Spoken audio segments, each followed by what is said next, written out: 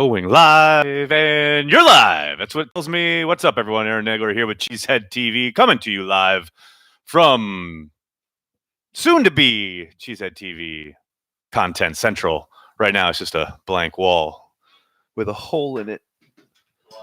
A lot of holes. Corey Banky was just reading through some tweets, and whoo, doggy, there are some fun Packer fans out there today. I'm here to say hi to all you fine folks, the many people joining me here in the chat. Thank you so much. Thanks for the kind words, George. Thanks to Corey and Nagler for what they do. Go Pack Go. That's what I'm talking about. Thank you very much. And Michael starts us off with, why did the Packers suck? They didn't get off the plane, man. That was a classic case of not showing up. They clearly, from the very first moment of that game, were unprepared, outcoached, outplayed, not focused. That is an absolute burn the tape performance. Nothing you're going to watch from that tape is going to tell you much of anything. Now, the Packers have to do it because it's their job. But for the most part, you just turn the page from that one. Yes, there are things you can learn and things you know you need to work on. But for the most part, they just didn't show up. Listen to the first 9-minute drive on the radio, never bothered after that. It was maddening. I feel you. Not showing up is unprofessional, Chris, but it is human. And guess what? Those are humans. They're not pixels. They're not computer programs out there. They're human beings. We got bullied up front on both sides. Very, very much so, Jay. See, the thing is, too, is I kind of get it on the offensive side of the ball, considering the kind of defense that the Chargers play and the number of times the Packers put themselves in a hole. They repeatedly shot themselves in the foot because they weren't focused. So that part of it I kind of understand, especially when you have a dominant duo like Ingram and Bosa. They were going to get after it. Like that I get. The defensive side of the ball, it feels like the Packers could have helped themselves. Mike Pettin could have helped his crew a little bit by maybe going a little bit more heavy. I know they ran on them late in a heavy set, but that's late at the end of the game when guys have been beaten down and the game's out of hand, etc. Early in the game, Phillip Rivers just had his way. Just walked up to the line of scrimmage, looked at the set and said, okay, light box, I'm going to run. Now, sometimes they stepped up to the challenge, but more often than not, they were giving up 6-7 yards on first down. And if you're the Chargers, you're loving that. So I'll be interested to see. And Matt LaFleur did say, when asked about his run defense today, that, they need to maybe do some more coaching wise to help the guys get into good positions to help stop the run. And that's the first time he's kind of maybe even begun to admit publicly that perhaps they're not doing everything they should when it comes to shutting down the run. And now look, points come out of the passing game. The emphasis has been on, it sure seems like Mike Pettin is okay with, you're going to get your ground yardage, but we're going to keep you out of the end zone. And for a long time yesterday, they did exactly that. The defense absolutely kept them in this game. This game was on the offense. Don't get it twisted. But, they have given up more explosive plays than anybody else in the league, and that has got to stop. Jack, thank you so much for the super chat. People were pissed about Jamal Williams dancing after the score. I get it, scoreboard, but damn it, let the kid have fun, y'all. It's not the end of the world. Jack, couldn't agree more. It's very difficult to get into the end zone. Dance when you get there. It's not like he was showing up anybody. He was dancing. He scored a touchdown. I got no problem with it. Jake, thank you for the super chat. Geronimo outsnapped Lazard. Any idea why? Lazard still led the team in receiving. He should be wide receiver 3 for sure. Well, Geronimo's their boy on the depth chart at the moment. It'll be interesting to see how that gets handled going forward. Perhaps they like something matchup-wise, although I doubt it, considering the amount of zone that Chargers like to play. But it's one of those things. I think we're going to see that change from week to week. Are there any positives that can be taken away from this game? Red zone defense, as I said, in the good, bad, and the ugly. If you check out the video, the latest video is up on our YouTube channel. That was about it. That was about the one shining bright spot. The fact that they were able to keep them out of the end zone the first 4 times they got down there. That kept them in the game. If the offense ever could have gotten on track, that maybe it plays out differently because of it. Outside of that, maybe Tremont Smith as a returner actually had a few nice returns. But yeah, outside of that, there ain't much. Ismail, thank you so much for the super chat. Don't get mad, but I don't think we are the toughest. Why would I get mad? You ain't talking about me. And I know I'm not the toughest. But yeah, the Packers, maybe they're not the toughest. The toughest teams don't always win all the football games. I mean, do they need some more toughness? Yeah, probably, especially what we saw yesterday. What else we got here? 33 will still be fresh. That's a positive. There you go. What's your take on the Carolina game? I mean, Christian McCaffrey, he scares the hell out of you, right? He is the real deal. He has been tearing apart pretty much everyone, except maybe the 49ers were able to slow him down a bit, but that was mostly game plan by their offense, keeping them off the field. Yeah, I mean, Allen's a decent quarterback, and he's done a good job of delivering the football all over the place, and that's opened stuff up enough for McCaffrey to really get going. It's a definite quality opponent, and they're going to have their hands full, no doubt. I love when Tramon Williams was getting on young players, looked like a true leader and a role model for everyone. Jacob, I agree. I thought he had a really good game yesterday. I saw somebody saying he got burned a lot, and I was like, well, what game were you watching? He gave up a reception, or maybe two, but that was about it, and they weren't big gains or anything. He actually laid the wood a couple times, did some really nice job in tackling, coming up and rallying and stopping receivers short of the first down sticks a couple times. Yeah, I think they're blessed to have him. True leader, and I think they need that. Some veteran presence back there with all those young guys. How much do I see the defense neutralizing McCaffrey? I don't, actually, Travis. I see the Packers utilizing the offensive side of the ball to try and keep him off the field, long sustained drives. Yeah, because I don't think. Look, will they do everything in their power to try and do so? Yeah, of course. But McCaffrey's going to eat. That's who he is. That's what he's done it all year, and there hasn't been a defense yet that's really stopped him. So, can they? Sure, anything's possible in the NFL. We see crazy stuff every single week in the league, but I'll be shocked if they are able to really kind of slow him down. Has Kenny Clark taken a step back this year? I don't think so. I think he's playing through two injuries that have really hampered him, and he's not getting a whole lot of help from the defensive play caller. But that's just my take. How do you rate the coaching staff's ability to do in-game adjustments? They've been pretty good this year, actually. They didn't do a great job yesterday, and LaFleur even just said at the podium that he needs to do a better job staying patient with the game plan. But for the most part, the Kansas City game 2 weeks ago is a perfect example. I thought Pettin did a fantastic job adjusting to what Andy Reid was trying to do to take advantage of him. He really changed how their rotation was handled, what they were showing pre-snap, and that led to a couple more stops on the defensive side of the ball. Matt Moore wasn't able to just easily survey things. That didn't seem to happen yesterday, though, and that's concerning. One concern is Bulaga and D-backs play. They face nice rushers, but D-backs season hasn't been close to the level of play last year, and that's not good. I'll counter with they actually held up really well against all the premier rushers they've faced this year prior to yesterday's game. Don't forget, the beginning of the season, they faced a murderer's row of premier pass rushers, and for the most part, did a very good job of keeping Rodgers clean. Has Bakhtiari had a couple penalties here and there? Yeah, absolutely. No question about it. But I still think he's one of the better tackles in the league. And, is his play up to last year's level or his all-pro level? Probably not. But he's still better than what a lot of teams roll out there. And I would suspect he bounces back in a big way going forward. Where the hell is Burks? Martinez got abused in the pass game yesterday. We'll see. He played a little bit more yesterday than he did in Kansas City, but that's Martinez's gig, and I don't think only an injury is going to get him out of there. How do we see 17 moving in this offense again?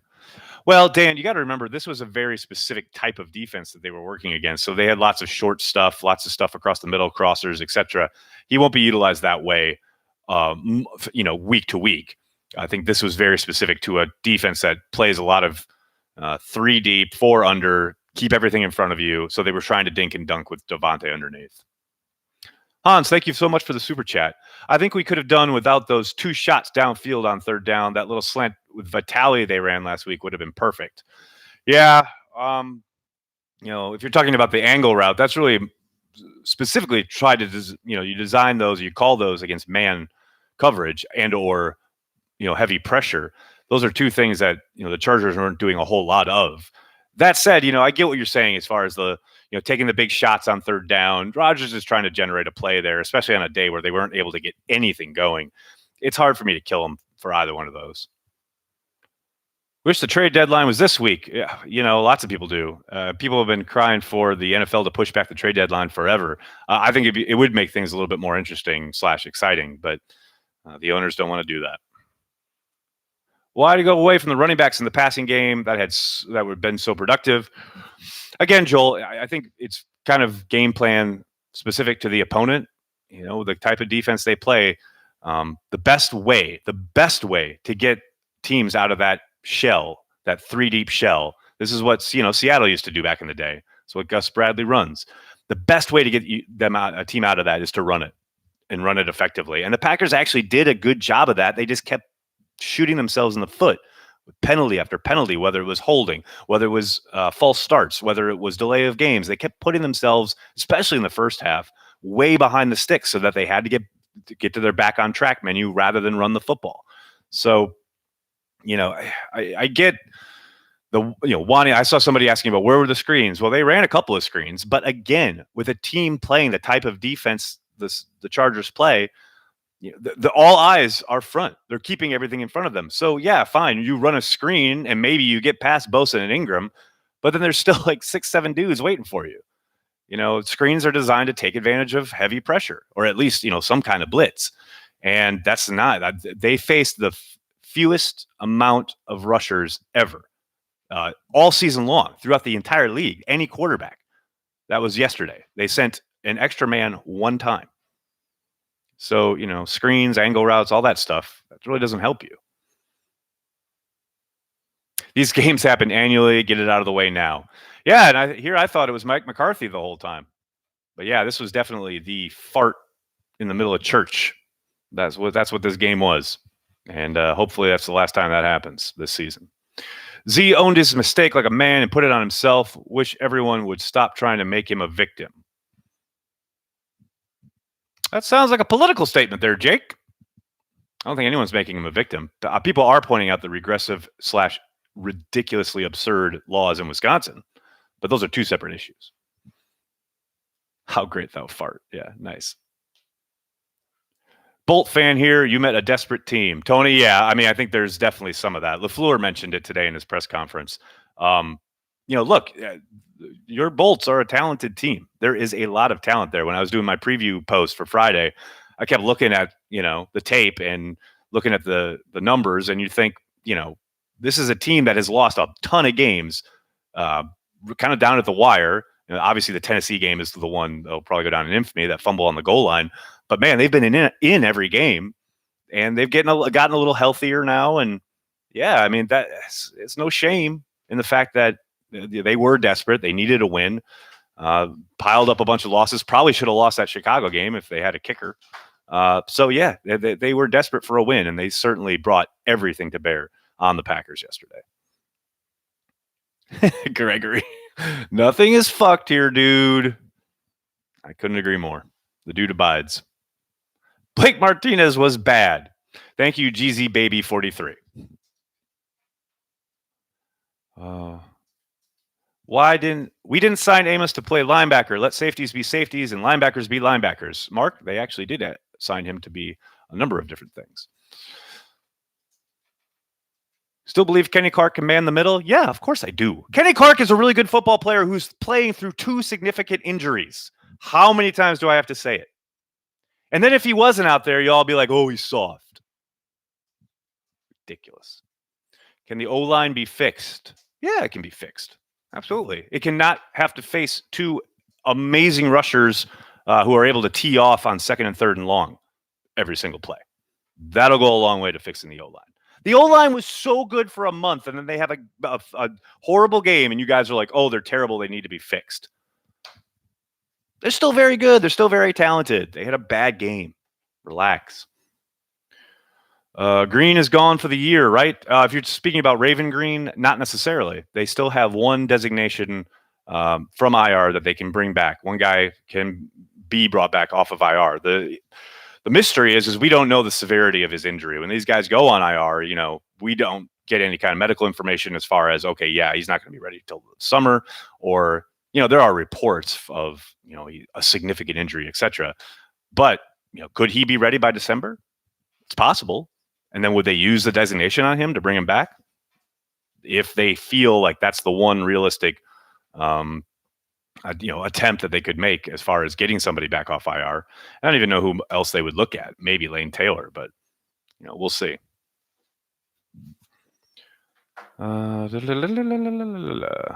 Campbell is due to either return or revert to IR by end of tomorrow. What do we do? Alexander, that's a good question. I wish somebody would have asked it in today's press conference, but nobody did. But yeah, I'm not sure if the actual deadline is Tuesday, but I know it's early, earlier in the week, maybe by Wednesday morning. Well, we'll see. Billy Turner shook my head. Oh, he had a bad game, but he had been playing better the last couple weeks. But he definitely ran into a buzzsaw. I'll take one or two more here. Any insight to the reports the Packers were arriving late to the stadium? Yes, Frank, there were no reports. Tracy Wolfson misspoke. She was talking about them getting in late Friday night and how it messed up with their routine. They did not get late to the stadium. They were on time to the stadium. That was not true. If Nagler's Obi-Wan, who is Banky? Thanks for the super chat. Banky is undoubtedly Chewbacca because he's so hairy. Can we stop trying to throw to Graham in the flat and hope for 4 missed tackles? Oh, Jesse, on that check down, I mean, yeah, he's throwing it there after Graham had a chip on Bosa. But yeah, he's not making anybody miss. Mike McCarthy to the Browns. Man, it's sure playing out that way, right?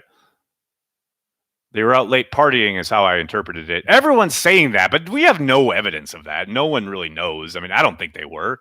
I think Rodgers was literally just saying, look, we all need to focus. And we weren't, clearly. I think that's what he was saying, but it's been blown up into, oh, they were clearly out partying. I don't think that's what happened. Where to get a drink in New York City Saturday before the Giants game? That's a good question. Go to Faces and Names if you're in Midtown. I don't know where you're staying.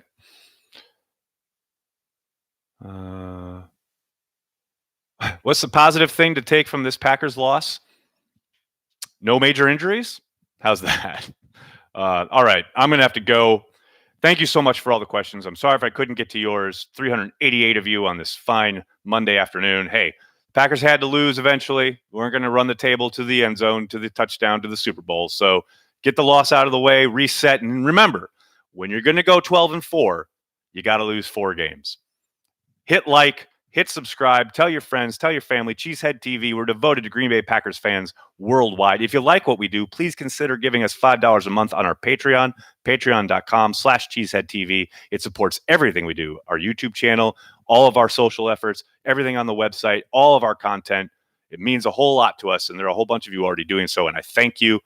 Finally, I'm going to start talking about our app since apparently no one knows about it. Download the Cheesehead TV app. It's available on all platforms. And we feature not just our content, but all the content around the Packers blogosphere, the team that covers the Packers, everybody. ESPN's feed. We'll have The Athletic in there. All the blogs that cover the Packers. We've got it all. So you got your one-stop shop. All our video content's on there. We got the schedule on there. You can buy tickets on there. The Cheesehead TV app. Everything, all things Packers related. It's there for you. We're devoted to you, Green Bay Packers fans worldwide. Thanks a lot, everybody. Have a good night.